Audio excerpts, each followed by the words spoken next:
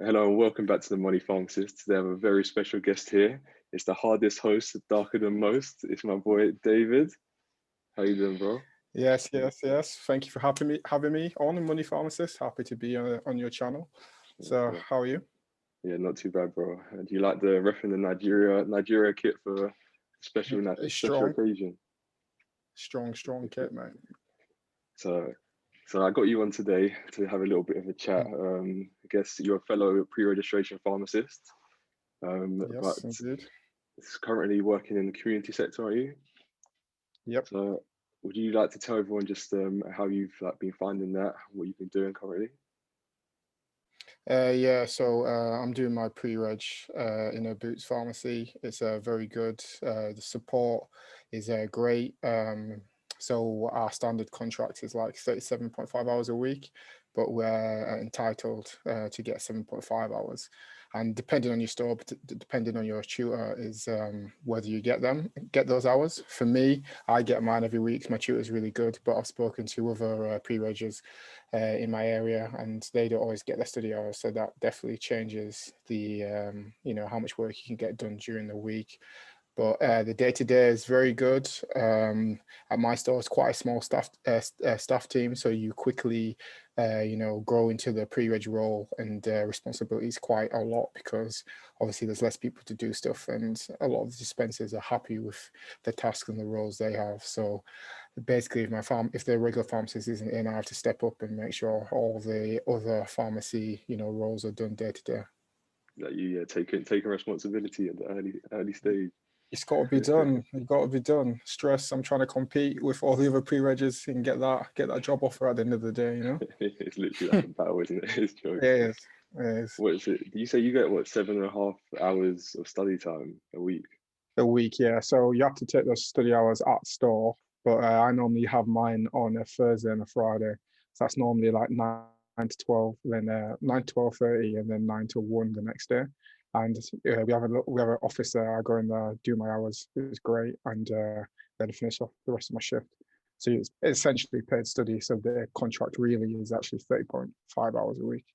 That is actually very calm. I don't get that myself. We get so for those of you who don't know, I'm doing my pre-reg in a hospital. We get Monday afternoon to study. That's our study time. So definitely is not as much as you. That extra few hours of being very very tasty.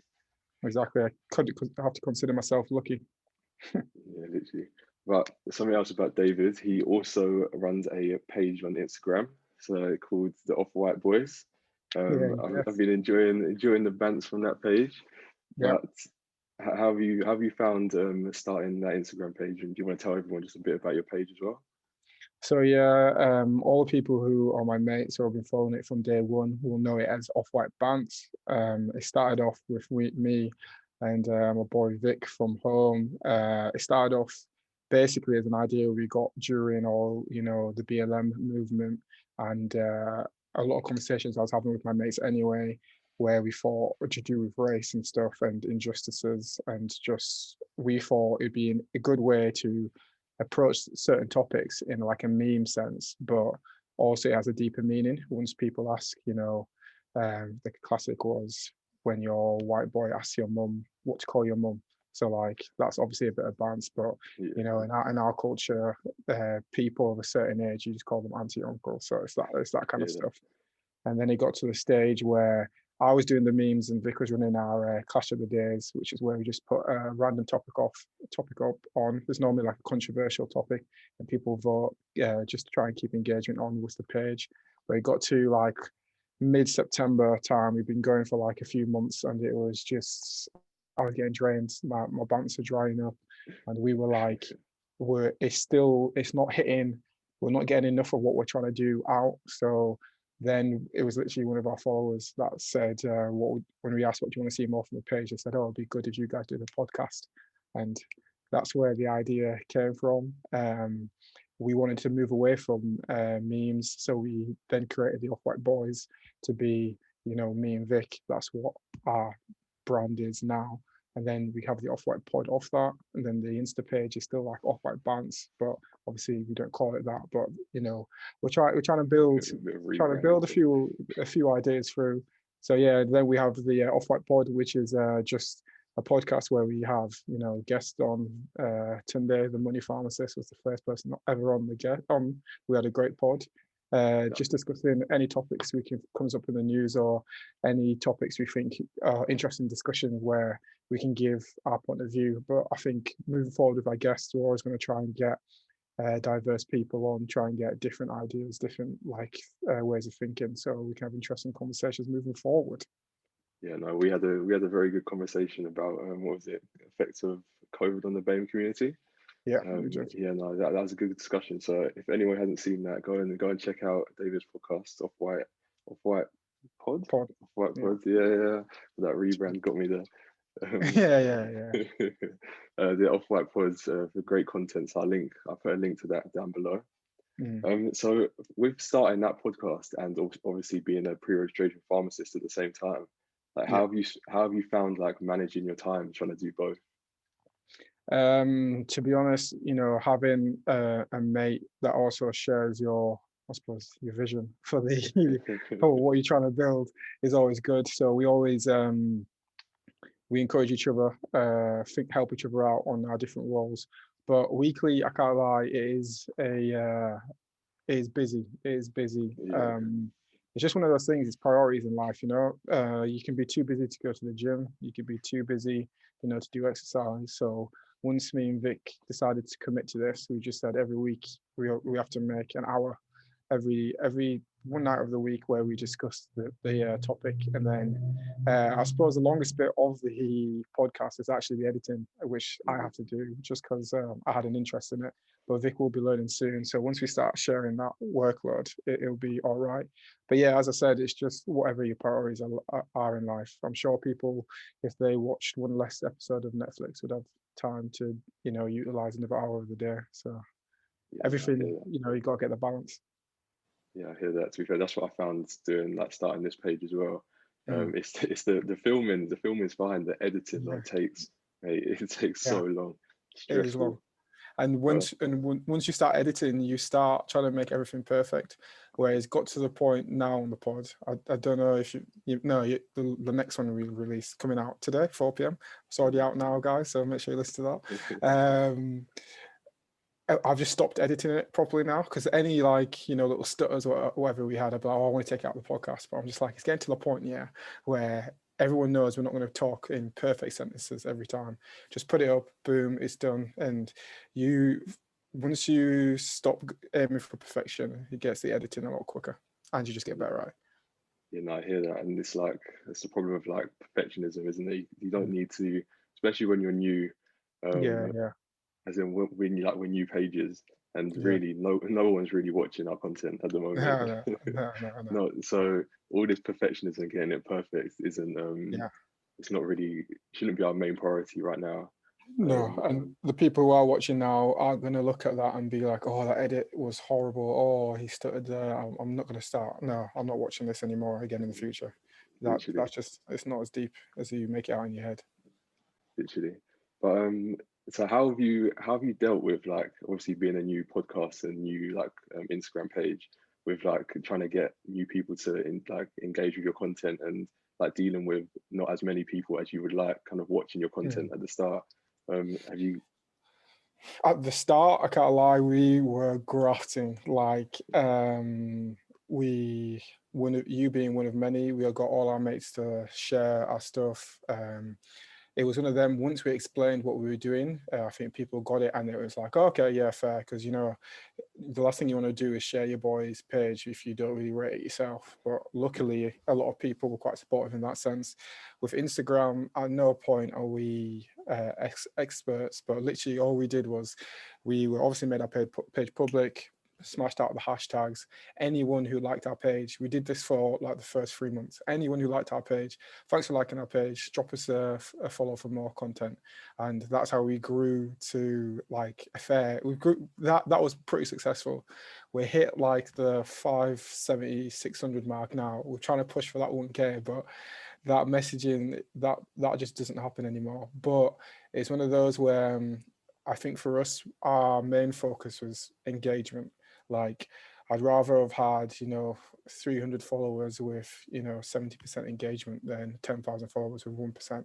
So with all our posts, we just try and put what we think is funny, and a lot of them get a lot more views than we have followers. So we're always happy with that. We can see the shares, see the likes. So that's always nice. It's one of those, it's horrible, with the engagement in the early days. If you focus on it, it will just drive you up the wall. But right now it all levels out. So you just got to keep pushing. What about yourself? How have you found? What was your view, or were you quite realistic on how many views your videos would be getting at the beginning? To be fair, yeah, for when I first, I think that's my first video was just so Yeah, dodgily edited. It's yeah, still there if anyone wants to see it. Dodgily edited. yeah, Just yeah, did it quick. I was like, let me just get a video out and like start like producing content. Um, yeah, so I'm just trying to improve like 1% each video, mm, improve it like one little thing each video, and over like a 100%. long period of time, hopefully Yeah, like the differences will be like very clear. But mm, like I was very surprised. Obviously, I feel like the first video you do and the first thing you do, you actually get quite a lot of engagement because you do. people are like, oh, they've got this new thing, and Yeah, it got me yeah, a bit gassed. My first video was yeah, getting like yeah, yeah, 100 or something views. yeah. You're like, I'm gonna start banging this every Yeah, week, yeah, mate. yeah. I was like, it's my Yeah, time. It's my time to shine. yeah, Um, so then obviously after that, your views like take a bit of a hit. they do. But Yeah. like consistently, I've been uploading like a video a week for like a few months now. My Mm, views are starting to come up. mm, Starting to get more engagement. But yeah, no, it's been an interesting journey so far. But yeah. obviously, we're both at the start and seeing where it goes. Mm, But it's just like for me, I've just quite enjoyed like joining the community, as in like the pharmacy community, or mm, the as in like, since I'm talking a bit about money as well, like the yeah. money like personal finance community. Mm, It's been like a bit of an eye opener of like the community you can join on Instagram. yeah, yeah. I, I don't know if that's like the same for the like the pages like yours. If there's, I don't know if they interact with each other as much as. Yeah, we have a page that is quite a bigger page than us, but they always like DM us. They're always like, oh, this meme, they post that meme. So you do see a few at the beginning stage. We saw a lot of people in a lot of similar meme pages in our niche. We post all our stuff, so that was good. Seeing random people that like it and share it on their stories, that's great. And then we had like quite a big YouTube page that reposted us the other day that we're fans of first. So when you're an actual fan and you see them do that, you're like, Yeah, oh, it means so we've much. made it, boy! Like this is big.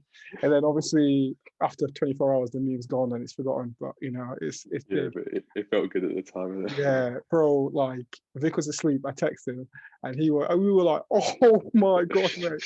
They've reposted." And I was like, "Yeah, yeah, yeah." Anyone who follows our page knows the page I'm talking about. I'm not going to give them free promo on Finder's platform. That's no worries. But anyway, so we'll take a bit further towards pharmacy for a little bit. So Yeah. far in your pre-reg, how have you like have you found it? Um, I've enjoyed it. I can't lie. Community pharmacy definitely has a big bit of a stigma around it of being quite dull. I would say the actual pharmacy work is probably not different to anyone else expected. I'm talking just like dispensing, checking. It's not that exciting, but it's one of those careers which I've seen, depending how good of a pharmacist you want to be, you can make the job a lot more, interesting for yourself. Like there's day-to-day tasks where I'm just entering prescriptions into the data into our system to then order the medications for the next day. But obviously, when you're doing that, you can be doing your clinical checks. You can be doing this. You can be checking a patient's history, making sure it's all appropriate. So when I started doing that, obviously I get my clinical brain ticking a bit more. So that's quite good. But I will say, like, the store environment is quite jokes. Like, That's true. Because there's only so much limited staff and you're with each other constantly day to day, you'll have to get on. Like your Mhm. job will just be horrendous if you don't get on. So you definitely spend a lot more time with people that you wouldn't probably talk to day to day. The patient side is very a lot more rewarding than I once thought. Like, don't get me wrong, every day we get abuse about medications being late, but when you see like the regular patients coming in for meds saying thank you, have a bit of bounce, talking about their conditions, like, oh, I'll see you next month if I make it, this and that, blah, blah, blah. Mhm. Because obviously, they get to a certain age and they're just on so many medications. But I'd I would say, as you know, community wasn't my first choice, but now I wouldn't. I don't think I want to leave it anytime soon. So it's a lot better than it's expected. That's what I would say. If you do want to do community, you're going to enjoy it. If you don't want to do community, there's still a chance you might end up enjoying it. That's all I'll say. Yeah. So people who don't potentially get what they want in Oriel, people who don't get their first choices, like honestly, community is not as bad if you have an open mind and you're like, right, I'm here for a year, let me see what I can get out of there. Because if I started off this year thinking this is going to be dead, this is going to be dead, this is going to be dead, I would have hated it. I could see myself. But it literally, 1st August, I was like, right, it is what it is, David. Let's go. Let's see what happens. And I've That's enjoyed it. my time so far. That's good. But you said something in there though, and I feel like you just you glazed over a little like study gem, as in Oh, so when you're it's like when you're dispensing, you clinically check and like go over the medications of every medication you see. Um, yeah, yeah. yeah, so that is something that like we're only halfway through our pre-regs, but anyone that's going to be a pre-reg after us, I say that is the best thing you can do. Like our time, the pre-regs at my hospital when we're in the dispensary, that pretty much Mm, we started like every medicine we see now, we've got to like so if we don't know the medicine, we have to search the medicine, know what it's for, the common doses, and how to counsel a yeah, patient on that medication. yeah, So it's just yeah. turning your time that you may not feel is productive into some like productive time. I definitely agree with that strongly. I was doing this from, as you said, because of the amount of prescriptions, the amount of medications I do handle. Like I started doing this from day one because it got to the point where when you're in there, obviously the bait drugs, the bait conditions, but when you're seeing like a drug that's used for a different indication, then I'm like, oh, I swear this is for this, but it's like, oh no, it's Yeah, not for that. And then you start getting, used to the doses, you start knowing what's a high dose, what's a low dose, even like common interactions through community. I'm not sure how much it is in the hospital, but you start recognizing the stuff, increased risk of bleeding, mate. Like that is, if there's one thing in community you need to learn, the drugs together that cause increased risk of bleeding, because the amount of patients that need to be on PPIs is mad.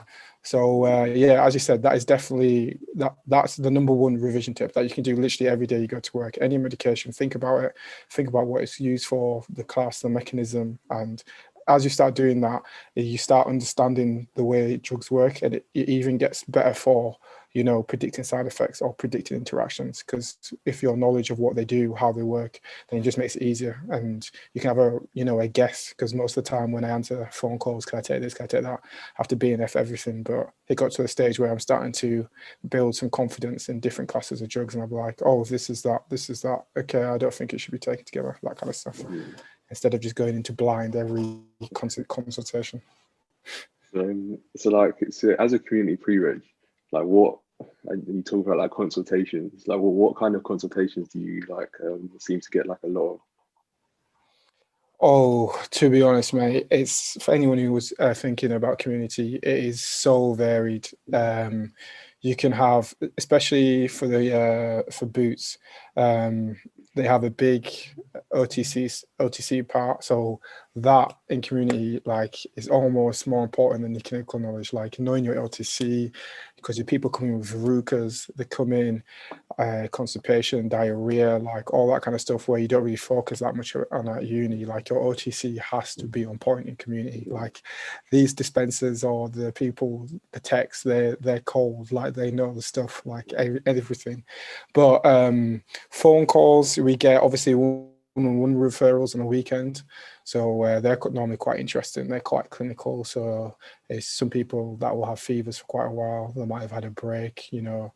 Then you have people who just want to understand when their next repeat dispensing is coming. So it's quite varied. Obviously, we do medicine reviews and NMSs, which is a new medicine service. So obviously, for anyone who's unaware of that, just a quick chat, 5-minute chat with a patient to review the medicines, see if they've got any side effects, seeing how they're finding it. So those are quite fun. Whenever I can, I try and do those. But yeah, I'd say in community, it's all pretty varied. You can have some strange and wonderful things. There's very few times I ever see anything that's like a serious red flag. So I imagine it's quite a chilled community in that sense. You have time to make decisions. Yeah. Yeah, no, I think because OTC, me being like a hospital pre-reg, I literally haven't touched OTC like so far. So for this exam, I'm just gonna have to revise it all from like the book, which like isn't as good a learning as doing it like in the day to day. Yeah. So for someone like working in the community pharmacy, doing like the pre-reg, so since we're on the money pharmacists, we'll kind of give someone an idea of the kind of like pay they can expect when they first become a community pharmacist and like their progression throughout their career. I don't know if you could let everyone know like about the progression. So on average for a community pharmacist, you're probably looking at about 8.5 to 21K, depending on where you go. You know, I think Wales is a bit higher, and also depends on the company. But yeah, you'll be looking at about 8.5 to 21. Obviously, it doesn't you know, jump off the paper to you, but it's a fine pay, especially if you're living at home. That's more than enough, like more than enough to, you know, start investing, as you said, as you like to do on the money pharmacist, or even save. So it's something definitely to consider. If you're living out, obviously on that wage, it's going to be quite hard to live in, you know, some certain cities and, you know, save or enjoy that much. So definitely things to consider. Obviously not everyone has the option of living at home, but it's definitely more than doable, you know, to save, as long as you're specific with your spending. And as the career goes up, it just depends the company you work for, the area you work in, and, you know, the position. So with community pharmacy, I would say right now there couldn't be a better time to get into community pharmacy. You've got loads of avenues you can feed into, starting from, like, you know, independent prescribing with flu vaccinations, or, you know, the travel vaccines and all that. They're normally a newly qualified pharmacist. You're looking at about 36 to 40ish, depending on your location and depending on the role. Sometimes if you go to, you know, what's it, like rural places. So I think for my company Boots, it's like Hull is classed as, and you can get up to, I think, a 7K pay rise just for going there, just because nobody really wants to live there, or the commute's just a bit long, and they got to give people incentives on that front. So yeah, it's about 36 to 40. Sometimes you can get quite lucky. You can qualify and get a manager role straight away. So obviously that comes with a manager pay. I think that's about 42 to 47, but just depends how much you're backing it after doing your pre-reg. Me personally, I don't think I'd want that responsibility just yet. Obviously the money would be lovely, but I think an extra year, another 2 years before, I want to just grow and be confident. You know, the last thing you want to do is be the worst manager in the area or whatever. But then after that, you know. So like, as a manager, what kind of extra things would you have to do? So as a manager, obviously it all changes. It depends on the demands of the store. So you got to make sure if you're working for a chain, obviously all the SOPs and everything will be done depending on how the system's worked out. But day to day, you're looking at your clinical governances, checking the reports, ordering stock. You're responsible, you know, for the staff team. You're responsible for any sick pay is covered, sick leave, sorry, is covered. You've got, you know, way more than just your daily check-in to worry about. So I'd say it's almost essentially another job, depending on the size of the store. But if you get a small store, it's quite manageable. Sometimes if you have quite a big store, they'll have a manager and then a pharmacist. And as a pharmacist, you can work as a manager. You don't have to be a pharmacist in that store. So then, yeah, after you become a manager for a while, is there like progression up from there? Yeah, yeah. So after that, you can go into training if that's what you enjoy. That's something I would consider, to be fair. At first, excuse me, I wanted to be area manager. That was my, pre-reg dream. So now I'm seeing like trainers, they have quite an easy life as well, I can't lie. Obviously, as a trainer yourself, you're constantly learning, the clinical stuff. So you, as a pharmacist, you're always on the ball because you know all the new legislations and guidelines. Yeah, you got area manager. You could go into, as I said, get your independent prescribing. You can go into GP surgeries. You could even potentially decide if you wanted to go into hospital because there's a lot of transferable skills. And obviously, it's not always about pharmacy. Once you're once you're a store manager, that's invaluable skills you'll have for any other business, any other sector, any corporate world you wanted to go into. So once you're a manager in any sort of aspect, the level of responsibilities and the respect of the qualifications is always quite high. So the world's your oyster at that stage, I'd say. Yeah, no, it's nice to hear someone with like a positive outlook on community pharmacy. I feel like a lot of what I've heard like recently has been just a lot of like negativity. But Yeah, no, you get it all the time. I get it with people as well, but I suppose that's the people who've been in community pharmacy for so long and they haven't seen any changes. But given the COVID and everything, like GP surgeries closing the doors, we're dealing with so much more minor ailments and stuff. So right now for community pharmacy, I hate to say it, COVID's been a weird blessing for the for the job, but yeah, obviously that's the last thing the world needs. So. so yeah, so so as you said there, so you're currently living at home, aren't you? While Yeah. working as your pre-reg. So how have you found that? Are you living at home to like save for anything, or are you just like living at home because you're working close to your house, or I think obviously with hospital, they can send you anywhere. So in my mind, I accepted that if I get a hospital, I'll live out. I'll do whatever I need to. But with community, just the pay and how easily available it is to get a community near my home, it just made no sense to move out. My mum's cooking, the ease, the rent, everything, the warmth. Like I don't have to worry about any of that. But and living at home is just it's just the home comforts, isn't it? Like now I've woken up today, I don't have to worry about breakfast, I don't have to worry about this and that. Obviously, you have different headaches from living at home, but that's beside the point. But what can you do? jokes, enjoying that home cooking? To be fair, yeah, I've been enjoying that recently. Exactly. So getting that nice Yeah, little yeah, belly.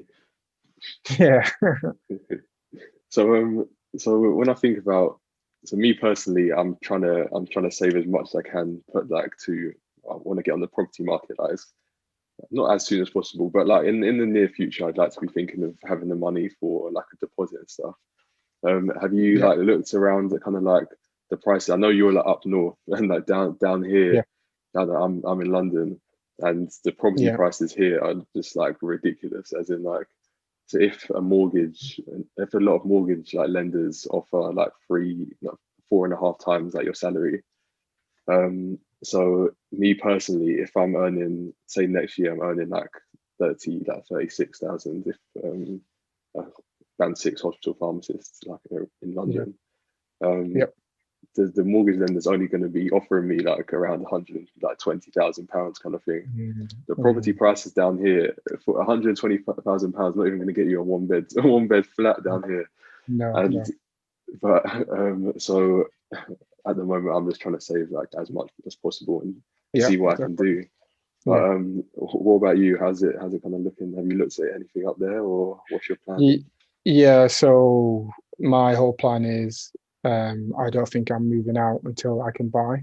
It just doesn't make sense. I don't really need to ever leave out and rent. My house with my mum is more than comfortable. There's more than enough space for everyone in our house. the property prices up here are very, very, very nice, I'd say. I think £250 in London would get you a flat. In Leeds, Huddersfield, that could get you a 4-bed house. So it makes no sense for me not to, take um, advantage of that. So I think my main plan is the next few years, save as much as I can. I'm probably looking to buy a flat that'll be about 80 to 100k that I'll need. So I'll be able to get a deposit by then. I've got some money in different accounts. So my plan is to hopefully buy a flat, rent that out. The rent covers the mortgage, and then once I, get married or whatever, I want to buy an actual home, pay off that, get a new mortgage on this, and then I've just got myself a constant investment. I think long term for myself, I probably want to try and get into property, just because, as you've said before, it's always going up. It's always reliable. Obviously, getting the first one normally is the hardest, and after that, you can remortgage, you can leverage, assets, try and get more and more, and build, your portfolio. And I think as pharmacists, we're never going to be hitting 100k value, 100k salary. So you've got to do what you can as young as you can to try and diversify your income, because once you get that in 10 years time, if you've got 2-3 properties and you've been earning, a steady salary on a pharmacist, so let's not underplay it as well. It's a moderate salary that you can easily live on just alone if you save and you live below your means, as you say. So I think we're in a good. Firstly, you've got to say we're in a good career path, because it's the figures, everything's outlined for you. Let's be honest about it. We're always going to have a job unless someone gets this disbarred or whatever. Yeah, hopefully that doesn't happen. And then it's just how smart you want to be for your money and how brave you are. Don't get me wrong, if you're out there and you want to start investing in stocks, then you could be a millionaire pretty soon. But if you want that low risk, slow growth, in 50 years time, you could be a millionaire. So that's what I'm going for. Long-term investors. Thank you. Exactly. So as you said there, we position ourselves in a very good position as pharmacists to have success in the future. One thing I've kind of thought about is, as a pharmacist, we work about 37.5 hours a week, which compared to a lot of other jobs isn't actually a very long amount of time. When I think about the people who've come out of uni and are earning the big bucks straight out of uni, and whose career progressions hits to the 100,000s quite quickly. The hours they're putting in now, they're putting in about 50-hour weeks. They're working. So the thing, that's why I'm just trying to look at other options of what I can do to kind of increase my value. Because it might not be a work, because it might be a work 9 to 5:30, but then after that, if you can put in a couple hours on something else to make you, and if that can make you money, that's how as a pharmacist we can supplement our income as well to because I think definitely I agree with that, because as pharmacists you always have to also remember, unless you're on call, our days literally end at 5 and we do 37.5 hours. Even teachers that get less than us, their days might end at 3, but they still got to do marking, checking, planning their things. Really, if you wanted to as a pharmacist, you come home, sleep, chill. There's still a lot of the day that you could seize. And as you said, that is a very good point, because I have a lot of people where you hear their salaries and you're like, oh God, that's mad, you're doing sick. But not to take anything away from it, they're still doing sick. But when you actually hear about their job, their contract's 9 to 5, but most of the time they're on work calls till 7, and then they wake up, they're working, they're ringing, they have half an hour lunch. Everyone, it's easy to look at what everyone's making, but the amount of work they're putting in, they're earning their salary. And I think from what I've seen and what I'm hearing, especially community pharmacy, like, oh, the workload to the pay reward is It's nice. not, That's what I'd say. yeah. It is nice. I can't lie. Yeah, no. So it's been good. It's been good having you on the podcast, David. But so a couple questions just to finish off. No First problem. one, what's your favorite thing been about being a pre-registration pharmacist? The favorite thing about being a pre-reg pharmacist is not being a student anymore, to be honest, mate. I think that is probably the big thing, earning some money. Where the money, we're on the money pharmacist, so it's okay to say this, I feel. But you know, when you're at uni, the student loan, constantly thinking about money, like you're like, cool, can I afford Yeah, this? Can I yeah. afford that? Like after the first 2 months, it got to the point where I was nicely comfortable. I was like, what are we having for dinner? It's like, no, don't worry, mum, let me go shop. I'll buy this. What? I've £10 on had the that. shelf? Easy, that's Yeah, calm. yeah, What do I fancy today? Bacon? Yeah, I'll go get that. Calm, calm. So I think that's good. But job wise, I think it is just seeing everything put into practice. And obviously, yeah. the university we went to is quite respected in that sense. So seeing what we've learned, and I've been like, geez, like this is pretty close to what it is like in practice. If I had my mindset at uni of like taking everything in as I can, like I would feel so much more confident going to my pre-reg. So what I'd say to anyone who is yet to start pre-reg is, it's easy to say it when you've done it. Like try your best, you know, engage in the course, because the more you remember, the easier pre-reg is, and the more confident as a pharmacist you'll be. Nice. And what's the longest or like worst thing so far about being a pre-reg? Being a pre-reg is obviously being a pre-reg, because once you're in the pharmacy, you're almost like the errand boy at this point, because they're like, oh, it's good experience. Oh, it's good experience. You need to do this. You need to do that. I was like, Yeah, is it good experience for me to go and clean the shop? Do I need to sweep this? Is this part of my role? So it's one of them. But I think as a pre-reg, definitely as I suppose a pharmacist anyway in healthcare, we're always humble. But as a pre-reg, you have to be very humble, because you get asked to do weird and wonderful tasks that aren't yeah, in your contract whatsoever. But you just got to suck it up and know at the end of the day, one day you'll be the pharmacist of the store. literally at the bottom of the food chain when you're a pre-reg. Yeah, exactly. So, anyway, but it's been good having you on, David. So would you like to let everyone know where they can check out, like, find your content? Yeah, I want to say thank you very much, my money pharmacist, for having me on. You're doing great things, educating me every week with your videos. I enjoy them. But myself, yeah, David, hardest host, darker than most. I've got a weekly pod with my boy Vic. It's called the Off White Pod. You can follow us on at Off White Boys on Insta. Our the link to the pod is in our bio. And that's everything for me. I just want to say thank you for having me on. And No worries. hopefully you come back on our podcast soon. And I'll be back on, I'm sure, in the near future. 100%, 100%. But this has been the Money Pharmacist, and I'll see you guys next week.